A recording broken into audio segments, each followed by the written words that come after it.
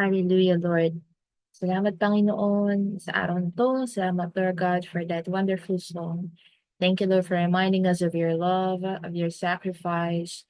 Thank you, Lord, for letting us celebrate December, to celebrate the your birth, Panginoon, your arrival, Panginoon, upang kami iligtas, Lord.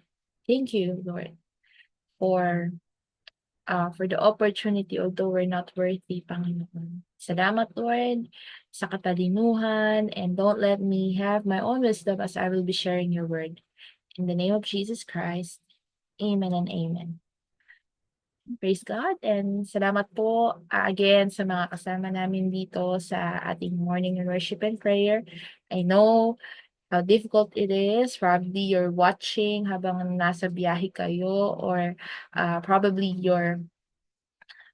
they actually just have just just woke up right now. But yeah, I praise God because you're here to listen to his word. So I will go ahead and bring you to this passage in Matthew 26:36 to 46 po. I will be sharing that. I will be reading this in NLT version, but you can read whichever version you have. So let me read yung version po na nasa akin. Jesus prays in Gethsemane. Then Jesus went with them to the olive grove called Gethsemane, and he said, "Sit here while I go over there to pray." He took Peter and Zebedee's two sons, James and John, and he became anguished and distressed. He told them, "My soul is crushed with grief to the point of death. Stay here and keep watch with me." He went on a little farther and bowed with his face to the ground, praying, "My Father, if it is possible, let this cup of suffering be taken away from me.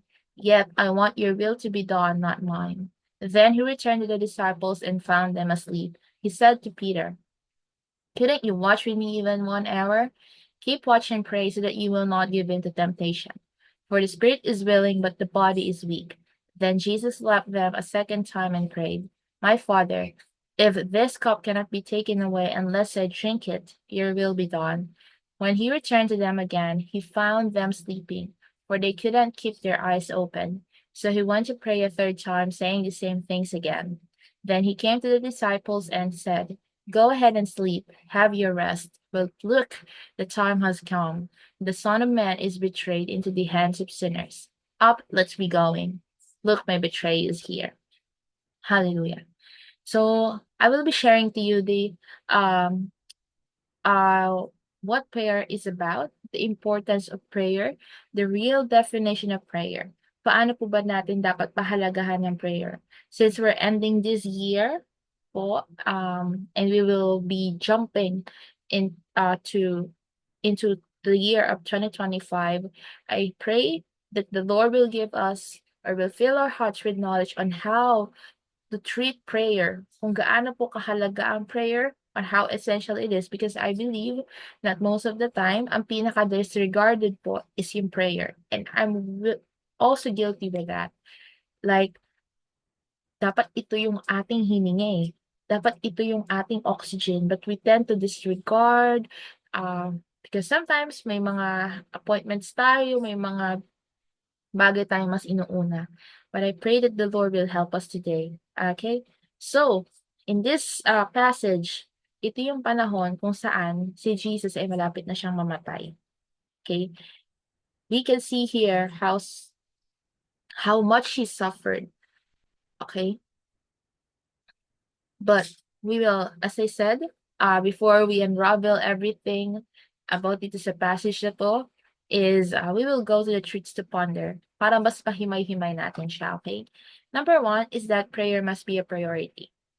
We can see in this verse where he said, "I'm anguished and distressed," no? Pero, ano pong unang mababasa natin sa verse? Si Jesus, he still went there to pray. Imbis na unahin niya yung magmukmuk siya, pumunta siya sa mga kaibigan niya, mag-party muna for the last time. But what he did is he went there to pray to the Father. So that means that we should do the same, because we are to imitate Christ, right? That means that whatever you're going through, Ano man ang mga pinagdaraanan natin, ano man yung mga struggles natin, our priority is to pray. Jesus knows his priority at that time, and he never let himself get distracted. So hindi hinayaan ni Lord Jesus na madistract siya ng kanyang anguish, ng kanyang distressful situation para hindi manalangin. Bagkus, ginamit niya po yung mga sitwasyon na yon para lalong taimtim na manalangin at hingin ang gabay ng Panginoon. And we can also hear, or we can also see in Mark 1:35 NLT, before daybreak the next morning, Jesus got up and went out to an isolated place to pray. So bago po, no, simula ni Jesus yung ministry, bago niya kausapin sila Peter, bago siya mag-minister, bago siya magpagaling, bago siya kumain, ang una niyang ginagawa, he's praying before daybreak. Ano po ba yung daybreak? 3:00 po ng umaga. Nagdarasal na po si Jesus. So that was his habit while he was still here on earth. Ang ating pong Panginoon, siya po ay nagdarasal ng 3:00 ng umaga. And he went there isolated, siya lang po mag-isa. Wala po siyang kasama. He's not doing that para ipakita sa mga tao, sa mga disciple niya na ito ko, nagpipray ako. Kumbaga to use that to exalt himself, but he never did that. He used that time to really be intimate and to talk to the Father. And I pray that we will also have that desire na before tayo mag-message sa mga kaibigan natin, bago tayo gumawa ng mga bagay-bagay na alam natin na mga major priorities natin, like Facebook ba yan?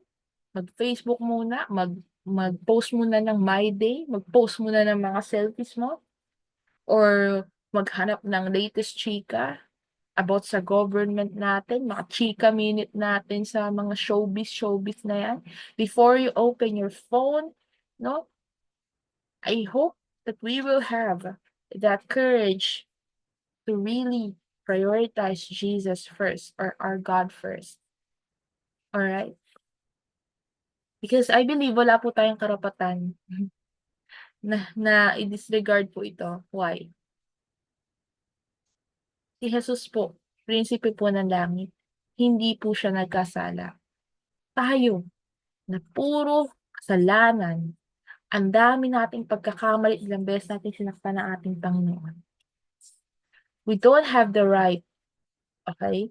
We don't have the right to do other things aside from worshiping God, aside from prioritizing Him. Amen po ba? Second, prayer comforts a crushed and grieving soul. Matthew 26:38 NLT. He told them, my soul is crushed with grief to the point of death. Stay here, keep watch with me.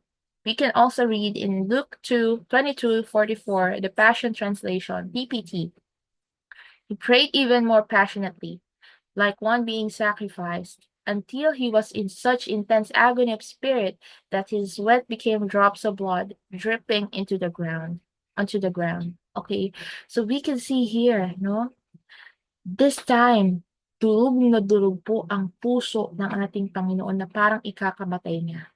He even asked the disciples to stay here and watch with me. Okay? To the point na sabi dito sa isang translation, yung dugo po ng Panginoon natin naging drops of blood. The pawis, the sweat of our Lord Jesus Christ became drops of blood. Sa sobrang anguish niya, sobrang sakit ng kanyang nararamdaman. Imagine, alam mo kung kailan ka mamamatay. Alam mong mamamatay ka na, mamaya huhulihin ka na ng mga guards. Alam mo na magsisimula na tomorrow yung paghagupit sa'yo, pagpako sa'yo sa krus. But here you are. You're gonna do it anyway. Why? Mahal ka ng Lord eh. To you who's watching MWP right now, mahal ka ng Diyos. While those sweat are dripping as blood, are like blood. Ikaw ang nasa isip niya na hindi ako tatalikod sa kailangan kong gawin kasi kailangan kitang iligtas. Kailangan kita, gagamitin kita para maligtas mo rin ang magamit ka upang maligtas ang iyong pamilya, yung kaibigan mo, yung malapit sa'yo. That's how great or immense the sacrifice of our Lord Jesus was. Okay? John 8:16-32 even said, "But the time is coming, indeed it's here now, when ye will be scattered, each one going his own way, leaving me alone. Yet I am not alone, because the Father is with me." So this time, ito yung sinabi na ni Lord Jesus sa kanila na darating yung araw na iiwanan niyo ako. And that time, nangyari po talaga. Okay, iniwanan nila si Jesus, they deserted Jesus, nagtago sila, si John lang yung naiwan. And that's so painful. Imagine, you know you will go through physical pain, but I believe what's more painful is to go through uh emotional damage or emotional pain, you know, the breakings, emotional. Yun yung mas masakit eh. And knowing that these are your best friends, you've been in the ministry for years, pero sa isang iglap iiwanan ka nilang mag-isa. See that? Pero anong sabi ng Jesus? Hindi ako mag-isa kasi kasama ko ang aking Panginoon. So if ever you feel like you've been deserted, may mga taong nag-iwan sa'yo, nanakit sa'yo, you've been betrayed, no? Feels like everyone is against you. I want you to remember this verse.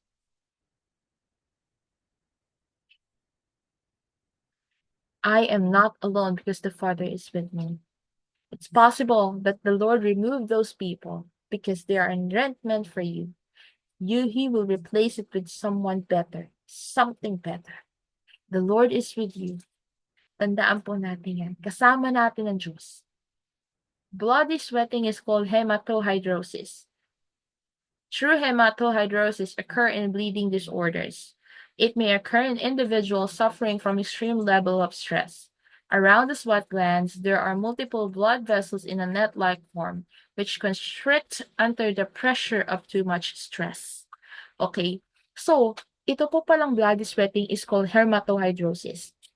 So it occurs in bleeding disorders, and kapag sobra ka palang nai-stress, okay, iyan po yung mangyayari. Magpapawis ka po ng dugo. So let me ask you, dumating na ba sa point na yung pawis mo naging dugo? Sino po ba diyan ang nakaranas nun? If yes, comment po tayo sa comment section and pakipasa na rin po yung proof. May evidence po natin diyan, no? So yeah, this is actually a real thing. And imagine how pressure and stressful it is for Jesus. In a human form, nagpawis siya ng gano'n. Why? Sobra-sobra. Yung sakit na nararamdaman ng puso niya, yung takot niya, the grief is there. However, he did not let his great anguish waver his faith. Hallelujah. I pray as well, no matter how difficult your circumstances are, hindi ka man pumapawis ngayon ng dugo, but your heart is actually in pieces, being crushed right now. To the point na parang ayaw mo nang bumangon, to the point na parang ayaw mo nang gumalaw, ayaw mo nang mag-function, you just wanna die. Let me tell you this. Jesus experienced way much worse, but he did not let his anguish waver his faith. I pray that we will also have that courage, and we will also get that strength from God, and we will always be reminded of the story of Jesus. If si Jesus, lumapit siya lalo sa Ama nung nasasaktan siya, nung nadudurog siya, it denotes or actually it connotates that we must also do the same. Amen po ba? 3, um, prayer enables full submission. Prayer enables full submission to His will. Matthew 26:39 NLT. He went on a little farther and bowed with his face to the ground, praying, "My Father, if it is possible, let this cup of suffering be taken away from me. Yet I want your will to be done, not mine." Praise God. So we can see here na kung si Jesus lang, hindi siya mamamatay sa atin. If sarili lang niya iisipin niya, He will not let Himself go through that suffering. But He submit to the will of the Father. Sumunod siya sa Ama. Okay, kahit na alam niya na matinding sakripisyo yung gagawin niya. Imagine, ang ganda-ganda ng life mo sa langit. Angels worship you. Okay? Yung treatment sa'yo, super ganda. Never kang nakaranas ng kahirapan. Tapos dito sa lupa, you go through that. Simpleng pamumuhay, payak na pamumuhay, blasphemy, oh, back and forth. Tapos, tatraydurin ka pa ng mga pinagaling mo. Kaibigan mo, iiwan ka, ipapako ka, hahagupitin ka. Imagine all those sufferings. Jesus begged for that cup of suffering be taken away from Him. Pero, hindi niya hinayaan yung emotions niya na magdikta sa nais ipagawa ng Diyos sa Kanya. Are there things in your life that the Lord is asking you to let go or asking you to do, but you're having trouble doing so because it's uncomfortable and it's tearing you apart? Let me tell you na pinagdaanan din po yan ni Jesus. However, He still went to die for us anyway. Kahit nung hindi tinanggal sa kanya ng Panginoong Ama, yung cup of suffering, still went through that. Bakit? Jesus is aware of the suffering He has to go through to save you and me. Chose death to give you life anyway. Again, He chose death to give you life anyway. Pinili niyang mamatay para mabuhay ka. Pinili niyang mamatay para magkaroon ka ng chance for eternal life, para makasama ka niya sa langit, para mabigyan ka niya ng reward, para mabigay niya sa iyo yung crown of life. Grabe, grabe ang pagmamahal sa atin ng Panginoon. We're really, really unworthy. But how's that awesome our God is. John 3:16 even said, "For this is how God loved the world. He gave His one and only Son so that everyone who believes in Him will not perish but have eternal life." Okay? So that's the reason why Jesus died for us. Because God loved the world. Mahal ka ng Panginoong Ama. Kaya sinakripisyo niya yung anak niyang sumusunod sa Kanya, kaisa-isa niyang anak, para mabuhay kang kasama niya, para mabigyan ka niya ng sarili mong room sa langit, para mabigyan ka niya ng heavenly riches na hindi natin mararanasan dito sa lupa. John 17:33, "I have told you all this so that you may have peace in me. Here on earth you will have many trials and sorrows, but take heart, because I have overcome the world." So let us expect all those prunings, all those breakings, the trials and sorrows. The Bible even said that. That's very, that's something that we should expect. That's gonna happen. That's definitely gonna happen. However, Jesus is in control. Jesus knows when and how to stop the storm. It's just that He's still not doing that right now sa buhay mo. Kasi may tinuturo pa siya. May mga inaayos pa siya. And as someone who has gone through painful prunings this year, I can definitely say that it's worth it. Yung mga sakit, mga taong tinanggal sa buhay ko, it's painful. The point na if it was just me, I will completely abandon my faith. But the Lord reminded me and showed me this verse that time. And that reminded me to focus on Him, to focus on my purpose giver, to, per- to focus on someone who gives peace that is everlasting. And we can also see in Matthew 4:5-11, Jesus rebuked the devil when he asked him to take the easier route. If Jesus disobeyed the will of God, we would not have the chance for eternal life. That's why makikita natin po sa Matthew 4. It's also in the Gospel of John and Luke and Mark, kung saan tintempt si Jesus ng devil. Makipasa po natin sa Matthew 4. Devil took him to the holy city, Jerusalem, to the highest point of the temple and said, "If you are the Son of God, jump off, for the scriptures say he will order his angels to protect you, and they will hold you up with their hands so you won't even hurt your foot on a stone." Jesus responded, "The scriptures also say, you must not test the Lord your God." The devil took him to the peak of a very high mountain and showed him all the kingdoms of the world and their glory. "I will give it all to you," he said, "if you will kneel down and worship me." But Jesus said, "Get out of here, Satan," Jesus told him, "for the scriptures say, you must worship the Lord your God and serve only him." Then the devil went away, and the angels came and took care of Jesus. Hallelujah. So we can see there na dinala po ng devil. Una, tinest niya si Jesus. Sige nga, talon ka nga dyan sa templo na yan sa pababa. Di ba sabi sa word, protektahan ka ng Panginoon. Pero di ginawa ni Jesus. Why? Kasi alam niyang hindi yun ang gustong pagawa sa kanya ng Ama. That means that there are certain people who's gonna test you to do something. Okay?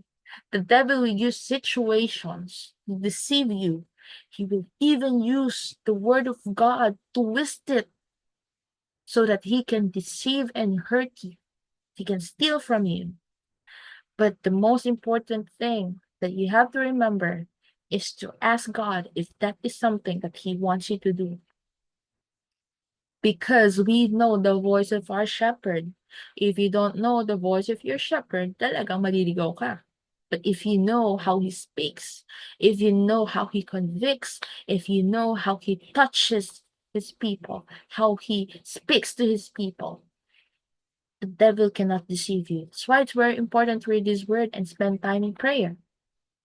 Because it's not possible for you to know who he is if you're not communicating with him um continuously or persistently.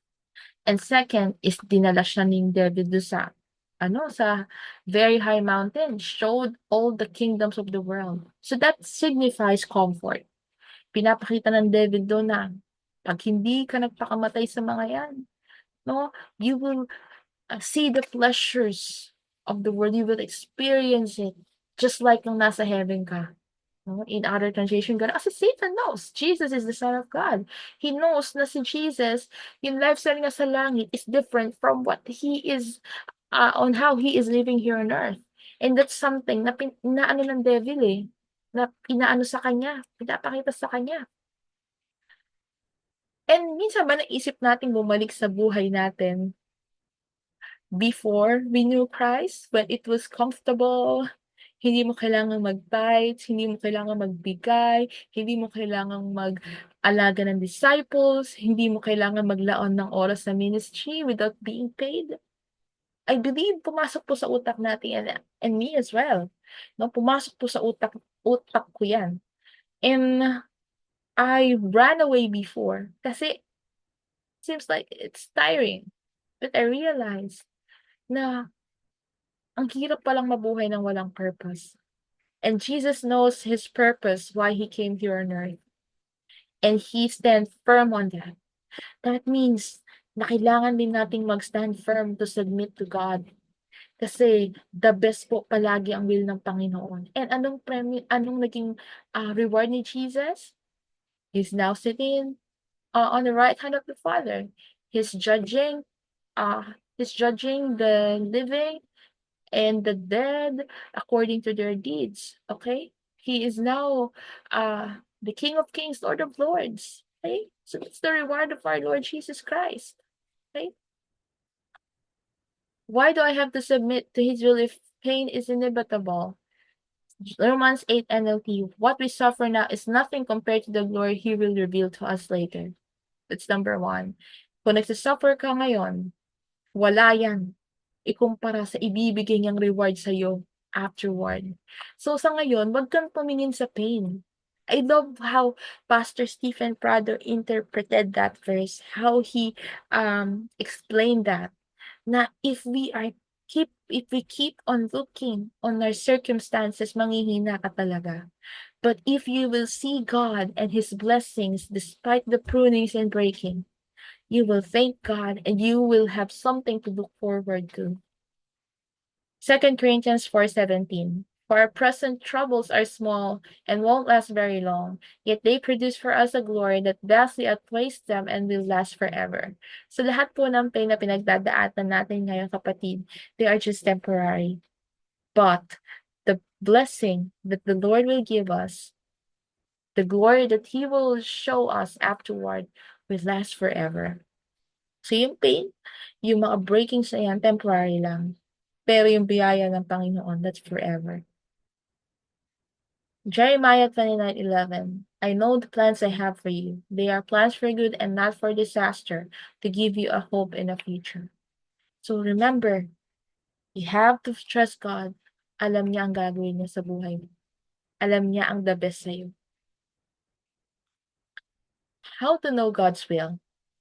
Romans 12:2, don't copy the behavior and customs of this world. So that means that if the behavior and custom that you are following right now is not something that's pleasing to God, that is not God's will. Let God transform you into a new person by changing the way you think. So magsisimula pala yan by changing the way you think. How you perceive things, how you view things. You will learn God's will for you, which is good, pleasing, and perfect. So una pala, kailangan natin i-reset yung utak natin. No? Kailangan natin yung palinis sa Panginoon para ma-determine natin ang God's will para sa atin, which is good, pleasing, and perfect. I will go ahead and give you examples about determining God's will. Abraham, Sarah, and Hagar. About people who disobeyed or did not follow God's will. Sarah ordered Abraham to sleep with Hagar kasi sabi niya, hindi sabi ng Lord na magkakaanak ako through Hagar. I think. Okay, mga haka-haka na yan, delikado talaga. Okay? And after that, nabuntis ni Abraham si Hagar. After that, after years, si Sarah ay nanganak kay Isaac. Pinanganak si Isaac. And nagkaroon ng issue between them. Sumakit ang ulo ni Abraham, na-stress si Sarah, at yung si Hagar at si Ishmael na palayas. Okay? Inilagay sila sa ibang lugar ng Panginoon. And now, ang pinakakalaban po ng Israel, okay, inanggaling sa lahi ni Isaac. So that means, na pag pinangunahan natin ang Panginoon at hindi natin hinayaan na siya ang maging in control, magiging magulo po ang buhay natin. Sasakit po ang ulo natin at madadamay yung mga salin lahi. Okay? It had happened million years ago. But Israelites are still perishing because of their bad decision. So don't let your bad decision affect your lineage. Don't destroy your lineage by abiding in your own desire. Esau and Jacob. No? Perfect example is si Esau yung may birthright since siya yung eldest. However, nung gutom na gutom siya, ibinigay niya yung birthright na yun kay Jacob para sa sopas. Imagine, you traded yung will sa'yo ng Panginoon, yung promise sa'yo ng Lord, because you don't want to wait anymore. The Lord asks you to wait for the right person, for God's best, someone who loves the Lord. Pero sabi mo, ang tagal-tagal. Hindi na ata darating, pwede na 'tong hindi nagmamahal kay Lord, evangelismo ko na lang. And what had happened? You wasted your time with that person, di mo siya na-convert kasi si Jesus lang makakapagpabago sa tao, eh. And what happened is ikaw yung na-convert, nagulo ang buhay mo, and the worst is magkakaroon ka ng anak with that person, the relationship won't work out, yung family niyo magiging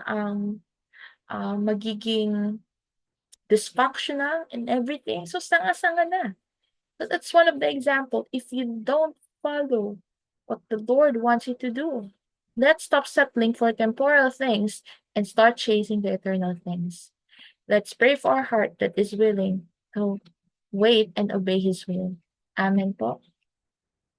And number 4, prayer strengthens God's Spirit in us. Matthew 26:41 says, keep watch and pray so that you will not give in to temptation, for the spirit is willing, but the body is weak. If you want to strengthen God's Spirit in you, to follow His will and obey in His commands, you have to keep praying. You have to be vigilant so that you will not give in. Kasi ang spirit natin gustong magdasal, but our flesh wants to sin. That's why the devil is trying so hard to destroy you by tempting you to do things that's not pleasing to God. I pray that we will have the courage to pray more and not to sin more. 5, pray unceasingly. Matthew 26:42. Then Jesus left them a second time and prayed, my Father, if this cup cannot be taken away unless I drink it, your will be done. We can also read in 44, he went there to pray a third time, saying the same things again. Jesus prayed about taking the cup of suffering, but let his will be done thrice. So we must be persistent in what we are praying for. Just because it has not happened yet, kung naka-align po yan sa will ng Panginoon, it's gonna happen. Lalo na pag sinabi ng Lord, you just have to wait for the right time. Kailangan mo lang mag-antay. Kailangan mo lang maging patient. Okay? Kailangan mo lang talagang manatili na naka-angklo sa Panginoon.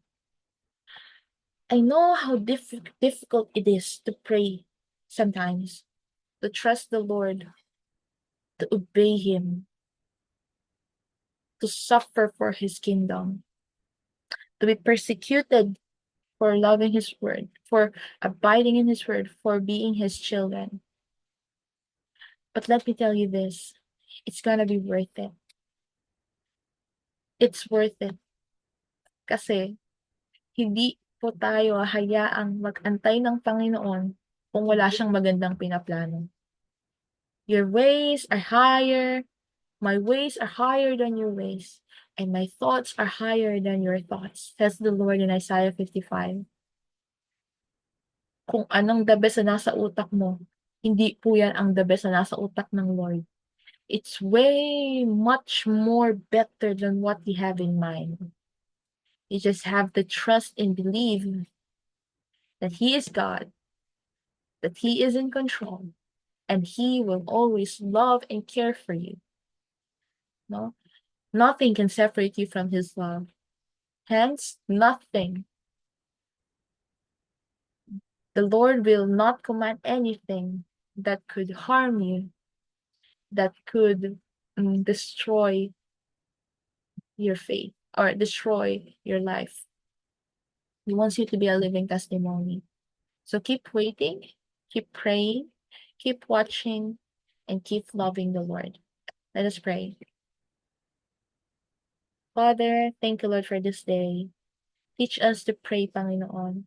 I know it's difficult sometimes, but you are the God who is in control, Panginoon.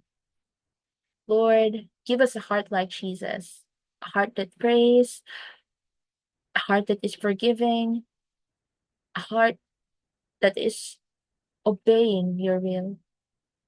Lord Jesus, help us and give us that heart. Clean us, Panginoon, sa mga impurities. Teach us your ways, Lord. In the name of Jesus, amen and amen.